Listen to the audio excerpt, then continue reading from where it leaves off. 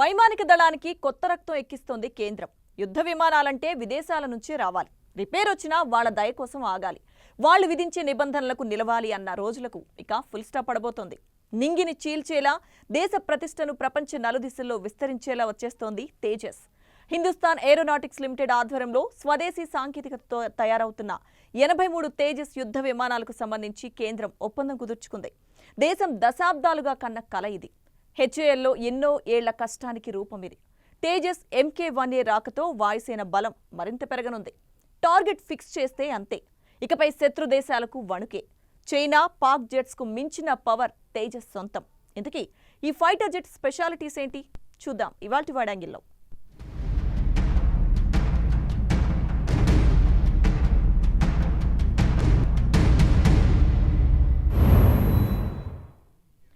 నింగిని చీల్చుకుంటూ ఆకాశంలో భారత్ శక్తి చూపించేందుకు కొద్ది రోజుల్లో తేజస్ ఫైటర్ జెట్స్ దూసుకురాబోతున్నాయి. 83 యుద్ధ విమానాల కొనుగోలుకు కేంద్రం ఒప్పందం కుదుర్చుకుంది. అసలు తేజస్కే ఎందుకు అంత ప్రాధాన్యత? స్పెషాలిటీస్ ఏంటి?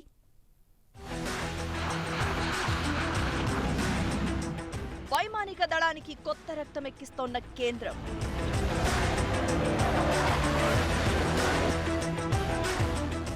ఎయిర్ ఫోర్స్ లో చేరనున్న మరో బ్రహ్మాస్త్రం.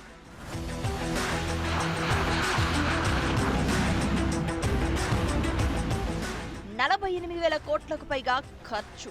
దళంలో చేరనున్న 83 తేజస్ MK1A జెట్స్.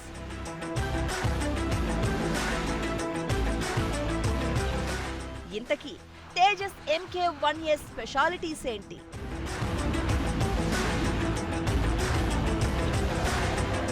వైమానిక దళానికి ప్రభుత్వం కొత్త రక్తం ఎక్కిస్తోంది. దేశీయ తేలికపాటి యుద్ధ విమానం తేజస్ MK1A రకం కొనుగోలుకు ఒప్పందాలు జరిగిపోయాయి. 83 విమానాలు మరికొన్నేళ్లలో భారత అమ్ముల పొదిలో చేరనున్నాయి. నిజానికి తేజస్ ప్రాజెక్ట్ అనగానే రకరకాల విమర్శలు 35 ఏళ్ల పాటు సాగింది. ఉత్పత్తి అంతంత మాత్రమే అని, విదేశీ పరికరాలు ఎక్కువగా ఉపయోగిస్తారు అన్న విమర్శలు కూడా వినిపించాయి. అయితే విమానం సామర్థ్యంపై మాత్రం ఎలాంటి మాట లేదు. ఒక్క ముక్కలో చెప్పాలంటే LCA విభాగంలో తేజస్ ప్రపంచంలోనే అత్యుత్తమమైందని చెప్తూ ఉంటారు. అలాంటి అడ్వాన్స్డ్ వెర్షన్ MK1 వస్తుందంటే పవర్ ఎలా ఉంటుందో ప్రత్యేకంగా చెప్పాల్సిన పని లేదు.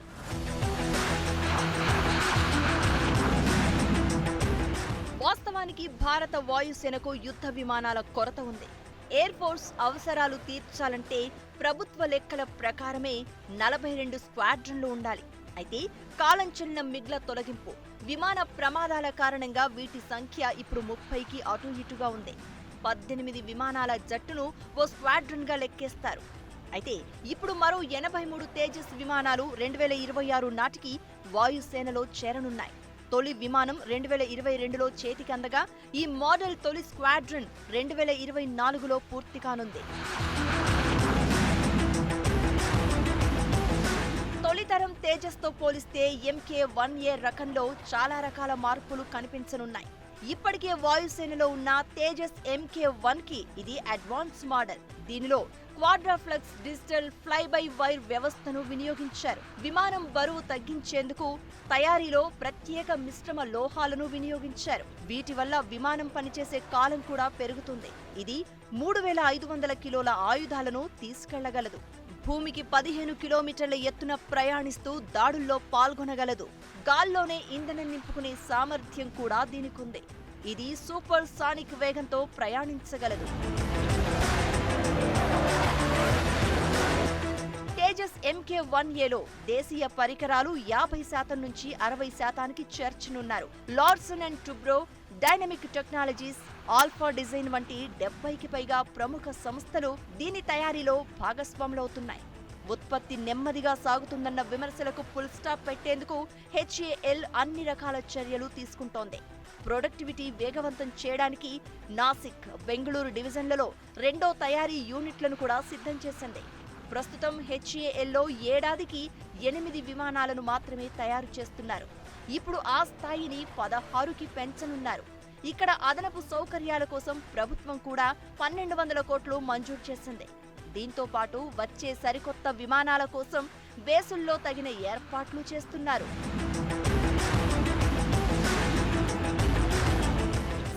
తేజస్ విమానాల్లో యాక్టివ్ ఎలక్ట్రికల్లీ స్కాన్డ్ యారే రాడార్లను వినియోగించనున్నారు. ఇవి అత్యాధునికమైనవి. శత్రు దేశాల ఎలక్ట్రానిక్ జామింగ్ వ్యవస్థను సమర్థవంతంగా తట్టుకుని పనిచేస్తుంది. దీంతో పాటు శత్రు దేశాల రాడార్ వార్నింగ్ రిసీవర్లు వీటిని అడ్డుకోవడం కష్టం. దీంతో పాటు వివిధ మోడళ్లలో కూడా పనిచేస్తుంది. రియల్ బీమ్ మ్యాపింగ్, భూమిపై కదిలే లక్ష్యాలను గుర్తించడం, గగనతలంలో వచ్చే ముప్పులను గుర్తించడం వంటివి చేస్తుంది. ఇది ఏకకాలంలో 16 లక్ష్యాలను గుర్తించగలదు. ఇన్ని ప్రత్యేకతలు ఉన్నాయి కాబట్టే తేజస్ MK-1A ఫైటర్ జెట్స్ ఇప్పుడు టాక్ ఆఫ్ ది నేషన్ గా మారుతున్నాయి. ఈ సౌలభ్యం వల్లే ఎన్ని ఆప్షన్స్ ఉన్నా తేజస్ కే జై కొట్టింది కేంద్రం. వీటితో పాటు తేజస్ విమానాలకు ఎన్నో ప్రత్యేకతలున్నాయి. శత్రు దేశాల గగనతలంలోకి ప్రవేశించాక యుద్ధ విమానాలను పలు రకాల సిగ్నల్స్ తరంగాలు వెంటాడుతూ ఉంటాయి. ఇవి విమానం డైరెక్షన్ పసిగట్టేందుకు, కమ్యూనికేషన్ల వ్యవస్థను జామ్ చేసేందుకు ప్రయత్నిస్తూ ఉంటాయి.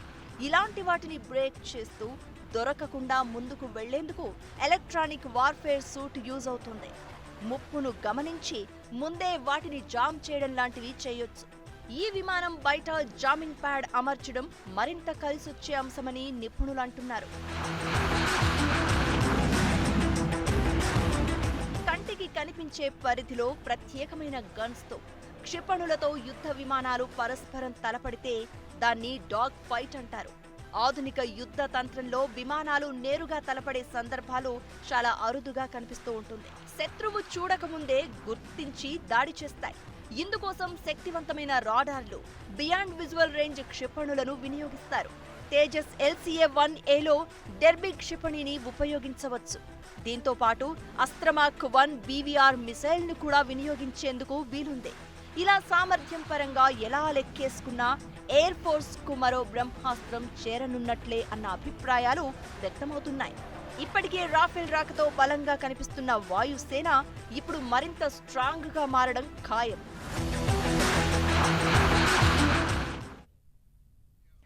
బాలాకోట్ దాడి గుర్తుందిగా. మిరాజ్ రంగంలోకి దిగితేనే సీన్ అలా ఉంది. అలాంటిది తేజస్ సెంటర్ అయితే అటాక్ ఎలా ఉంటుందో మీ ఊహకే ఉండదంటున్నారు వాయుసేన అధికారులు. దాయాది దేశాలు సూపర్ అని మురిసిపోతున్న JF-17 తేజస్ ముందు దిగదుడిపే. ఇందుకీ పాక్, చైనా ఫైటర్ జెట్లకు మన తేజస్కు తేడా ఏంటి?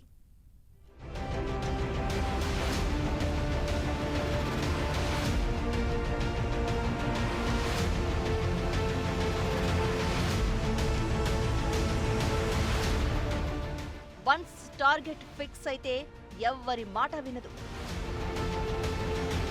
పాక్, చైనా జెట్స్ కంటే ఎన్నో రెట్లు పవర్ఫుల్.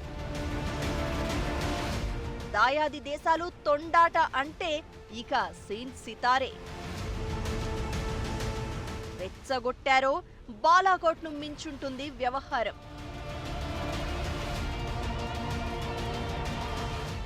ఓవైపు పాకిస్తాన్, మరోవైపు చైనా బార్డర్లో రెచ్చగొట్టే ప్రయత్నాలు చేస్తూనే ఉన్నాయి. చర్చలు అంటూనే డ్రాగన్ కంట్రీ కవ్వింపులకు పాల్పడుతుంటే చొరబడేందుకు ప్రయత్నించి దేశ సమగ్రతను దెబ్బతీసేందుకు బార్డర్ అటువైపు టెంట్లు వేసుకుని మరీ స్టంట్లు చేస్తోంది పాకిస్తాన్. రెండు శత్రు దేశాలతో సరిహద్దు ప్రాంతాలు భౌగోళికంగా ఒక్కో రకంగా ఉంటాయి. చైనాతో హిమాలయాలు, పాకిస్తాన్తో ఇటు మైదాన భూములు.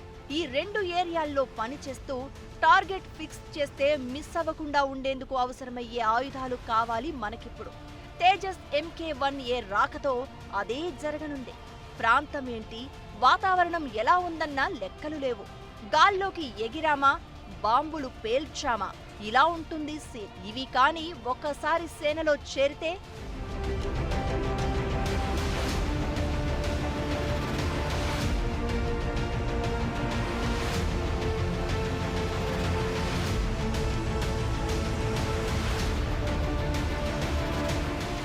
శాంతి కోసం కోరుకుంటాం. అలాగని సరిహద్దు దాటాలని కుక్కతోక బుద్ధి చూపించారో మేమేంటో చూపిస్తామన్నట్లుగా రెడీగా ఉన్నాయి బలగాలు. సరిహద్దుల్లో ఎప్పటికప్పుడు భద్రతను కాపాడడం, శత్రు దేశాల కదలికలను గుర్తించడంలో వాయుసేన కీలక పాత్ర పోషిస్తుంది. అలాంటి సైన్యం చేతికి తేజస్ MK-1A లాంటి యుద్ధ విమానాలు అందితే శత్రు దేశాలకు సీన్ సితారేనన్న అభిప్రాయాలు వ్యక్తమవుతున్నాయి. అవున్నాయి ఇవున్నాయని ప్రగల్భాలు పలికే చైనా పాకిస్తాన్ ఎత్తులు తేజస్ ముందు పనిచేయవు. వాళ్ల జెట్స్ తో కంపేర్ చేస్తే మరింత పవర్ఫుల్ మనకు రాబోతోన్న విమానాలు.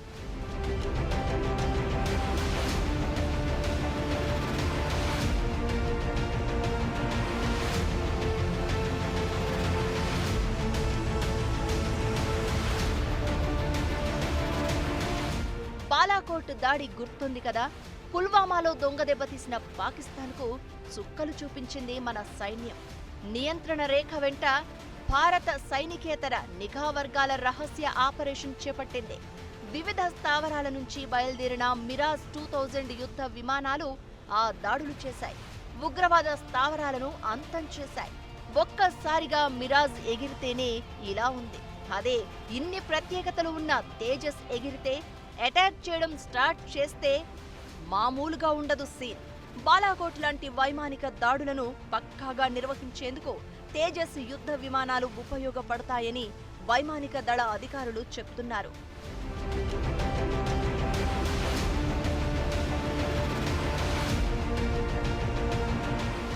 పాక్, చైనా కలిసి JF-17 యుద్ధ విమానాన్ని అభివృద్ధి చేశాయి. దాన్ని చూసుకుని ఆ రెండు దేశాలు విర్రవీగుతున్నాయి. అయితే తేజస్తో ఆ ఫైటర్ జెట్లు కనీసం పోటీకి రాలేవని అధికారులు చెప్తున్నారు. నాణ్యత, సామర్థ్యం, ఖచ్చితత్వం ఇలా అన్నింటా మనదే పై చెయ్యనంటున్నారు. తేలికపాటి తేజస్ యుద్ధ విమానాల్లో అధునాతన సాంకేతిక పరిజ్ఞానాన్ని ఉపయోగించారు. ఈ విమానంతో అనుసంధానించే ఆయుధ వ్యవస్థను కూడా భారత్ దేశీయ సాంకేతికతతో అభివృద్ధి చేస్తున్నారు. తేజస్, JF-17 ఈ రెండు దీర్ఘశ్రేణి క్షిపణులను ప్రయోగించగలవు. తేజస్ తరహాలోనే JF-17 కూడా లక్ష్యాలపై ఖచ్చితత్వంతో విరుచుకుపడగలదు. అయితే సాంకేతికత, నాణ్యత విషయాల్లో రెండింటి మధ్య ఎలాంటి పోటీ లేదు.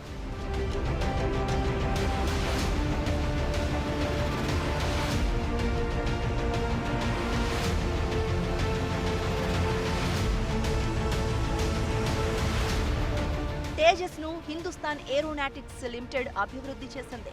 JF-17 ను ఇస్లామాబాద్కు చెందిన పాక్ ఏరోనాటికల్ కాంప్లెక్స్ తయారు చేసింది. China national technology import export corporation సాంకేతికతలను కూడా JF-17 లో ఉపయోగించారు. విదేశాల్లో తయారు చేసిన వాళ్లు ఉపయోగిస్తున్న ఫైటర్ జెట్లతో కంపేర్ చేస్తే తేజస్ విమానం చాలా తేలికైనది. గంటకు 2222 కిలోమీటర్ల వేగంతో తేజస్ దూసుకుపోగలదు. ఈ విషయంలో JF-17 కనీస పోటీ ఇవ్వలేదని వైమానిక అధికారులు చెప్తున్నారు. ఇక అటు తేలిక కూడా కావడంతో క్షిపణులు, రాడార్లను అలవోకగా తప్పించుకుని గగనతలంలో శత్రు దేశాలను బోల్తా కొట్టించే అవకాశాలు ఉన్నాయి.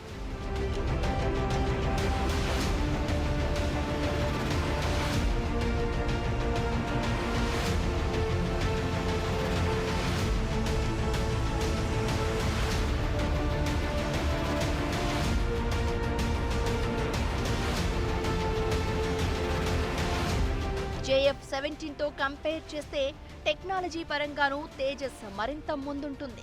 గాల్లోనే ఇంధనం నింపుకునే సదుపాయం ఉంది. JF-17 కు అది లేదు. ఈ ఒక్క సదుపాయం కారణంగా తేజస్ దూకుడుకు అడ్డుకట్ట వేయడం శత్రు దేశాలకు కష్టమేనన్న అభిప్రాయాలు వ్యక్తమవుతున్నాయి. బియాండ్ విజువల్ రేంజ్ పనిచేసే ఎలక్ట్రానిక్ స్కానింగ్ రాడార్లతో పాటు ఎలక్ట్రానిక్ వార్ఫేర్ సూట్ లాంటి అత్యాధునిక సదుపాయాలు JF-17 తో పోల్చినప్పుడు తేజస్ ను ప్రత్యేకంగా నిలబెడతాయన్న అభిప్రాయాలు వ్యక్తమవుతున్నాయి. ఇక దీనికి తోడు పాక్ తో పోలిస్తే భారత్ దగ్గర ఉన్న యుద్ధ విమానాలు చాలా ఎక్కువ. మన దగ్గర 2000కు పైనే ఫైటర్ జెట్స్ ఉంటే దాయాది దేశం దగ్గర ఉన్నవి 900 మాత్రమే.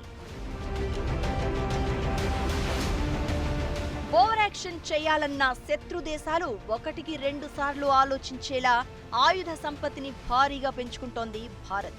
ఇప్పుడు తేజస్ రాకతో ఆ బలం మరింత పెరిగే అవకాశాలు ఉన్నాయి. మేమే స్ట్రాంగ్ అని కూతలు కూస్తున్న పాక్, చైనాకు తేజస్ ఒక్కటి చాలు బుద్ధి చెప్పడానికి అని మరికొందరు అభిప్రాయపడుతున్నారు.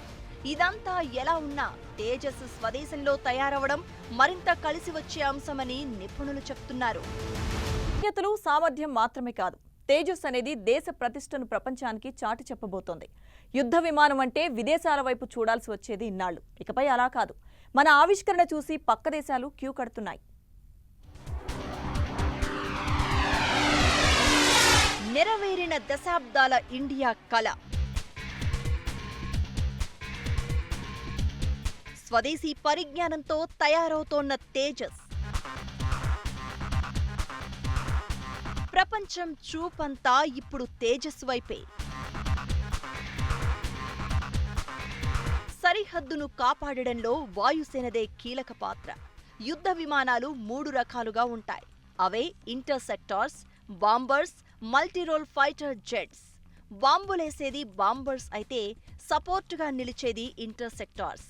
ఈ 2 పనులు చేసేవి మల్టీరోల్ ఫైటర్ జెట్లు. ఇండియా లాంటి విశాల సరిహద్దు ఉన్న దేశానికి యుద్ధ విమానాలు భారీ సంఖ్యలో అవసరమవుతూ ఉంటాయి. వేలకు వేల కోట్లు ఇన్నాళ్లు ఈ విమానాల కోసం విదేశాలకు సమర్పించుకోవాల్సి వచ్చేది. మనము సొంతంగా తయారు చేసుకోవాలన్న కల ఇన్నాళ్లకు ఇప్పుడు నెరవేరబోతోంది. ఆత్మనిర్భర్లో భాగంగా 83 తేజస్ MK1A యుద్ధ విమానాల తయారీకి హిందుస్థాన్ ఏరోనాటిక్స్ లిమిటెడ్తో కేంద్ర ప్రభుత్వం ఒప్పందం కుదుర్చుకుంది. మరికొద్ది రోజుల్లో యుద్ధ విమానాలు సైన్యంలో చేరేందుకు సిద్ధమవుతున్నాయి.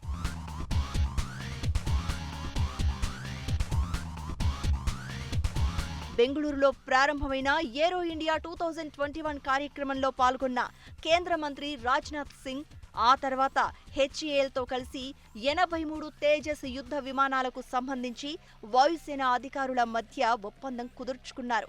ఆత్మనిర్భర్ భారత్ కార్యక్రమంలో భాగంగా చేపడుతోన్న భారీ కార్యక్రమం ఇదని, తేజస్ కొనుగోలుకు ప్రపంచ దేశాలు కూడా ఇప్పుడు ఆసక్తి చూపిస్తున్నాయని రాజ్నాథ్ అన్నారు. బార్డర్లో ఓవర్ యాక్షన్ చేస్తే చూస్తూ ఊరుకునేది లేదని, సరైన రీతిలో సమాధానం చెప్తామని చైనాకు పరోక్షంగా వార్నింగ్ ఇచ్చారు రాజ్నాథ్ సింగ్.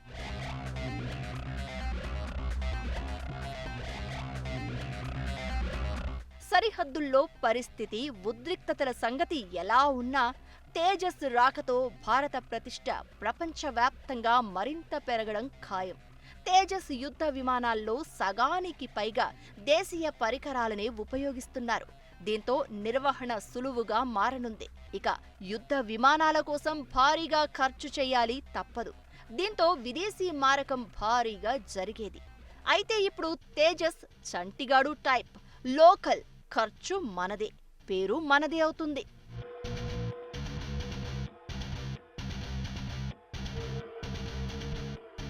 యుద్ధ విమానాలు ఎంతసేపు ఎగిరితే అంతేసేపు సర్వీసింగ్ చేయాల్సి ఉంటుంది.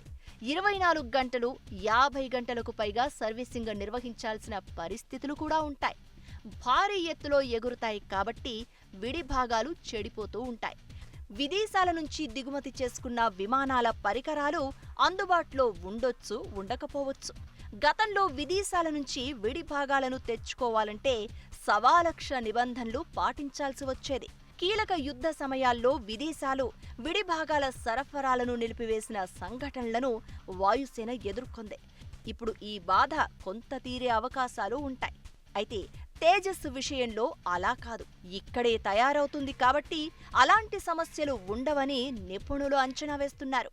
ఇప్పుడు ఈ స్వదేశీ పరిజ్ఞానంతో మనం తయారు చేసుకుంటున్నటువంటి ఎయిర్ క్రాఫ్ట్ వలన నెంబర్ 1 మనకు మెయింటెనెన్స్ అనేటువంటిది చాలా ఈజీ అవుతుంది. ఈ విదేశాల నుంచి తీసుకొచ్చినటువంటి యొక్క ఎయిర్ క్రాఫ్ట్ వలన వాటి యొక్క మెయింటెనెన్స్ కోసము మరియు వాటి యొక్క పరికరాల్లో కానీ టెక్నాలజీల్లో కానీ ఏదైనా ప్రాబ్లం వచ్చిందంటే ఆ దేశం మీద ఆధారపడవలసినటువంటి అవసరం ఉంది. కానీ స్వదేశీ పరిజ్ఞానంతో తయారు చేసుకున్నటువంటి ఈ light combat air craft Tejas mark 2 ఏదైతే ఉందో దీన్ని మనం తయారు చేయడం వల్ల మన దేశంలోనే దీన్ని చక్కగా దీని యొక్క పరిజ్ఞానాన్ని మనం వాడుకోవచ్చు. అదేవిధంగా సర్వీస్ అనేటువంటిది చాలా ఈజీగా చేసుకోవచ్చు. పార్ట్స్ బదిలీ అనేటువంటిది ఏదన్నా ఒకవేళ మెయింటెనెన్స్ ప్రాబ్లమ్స్ ఇటువంటి ఏదైతే ఉన్నాయో ఆ టైం గ్యాప్ అనేటువంటిది మనం నివారించవచ్చు. కాబట్టి స్వదేశీ పరిజ్ఞానంతో తయారు చేస్తున్నటువంటి ఎయిర్ క్రాఫ్ట్ అనేటువంటిది ఒక రకంగా చెప్పాలి అంటే భారతదేశానికి ఎంతైనా సరే ఉపయోగాన్ని తీసుకొస్తుంది తప్ప ఈ దేశాల మీద ఆధారపడవలసినటువంటి అవసరాన్ని తగ్గిస్తుంది. ఇక విదేశీ యుద్ధ విమానాలైతే అన్ని దేశాల డిమాండ్లను దృష్టిలో పెట్టుకుని అదే స్టాండర్డ్స్తో తయారు చేస్తాయి. అయితే ఇండియాకు వైవిధ్యమైన భౌగోళిక సరిహద్దు ఉంటుంది. పాకిస్తాన్తో ఒకలా, చైనాతో మరోలా ఉంటుంది బార్డర్. అదే మనమే తయారు చేసుకుంటే ఈ రెండు పరిస్థితులకు తగినట్లు 100కు 100% లక్ష్యాలను పూర్తి చేసేలా జెట్లను రూపొందించుకోవచ్చు. ఇప్పుడు తేజస్ విషయంలో అదే జరుగుతోంది. ఇక తేజస్ యుద్ధ విమానాలకు సంబంధించి HAL, DRDO, ADA ఏళ్లుగా కృషి చేస్తున్నాయి. ఇన్నాళ్లకు సొంత యుద్ధ విమానాలు తయారు చేసుకోవాలన్న భారతదేశం కల నెరవేరుతోంది. ఇది ప్రతి భారతీయుడు గర్వించదగ్గ విషయం. ఇది ఇవాల్టి వైడ్ యాంగిల్. మరో ఇష్యూతో మళ్ళీ కలుద్దాం. Keep watching 10 TV. జనం కోసం, నిజం కోసం.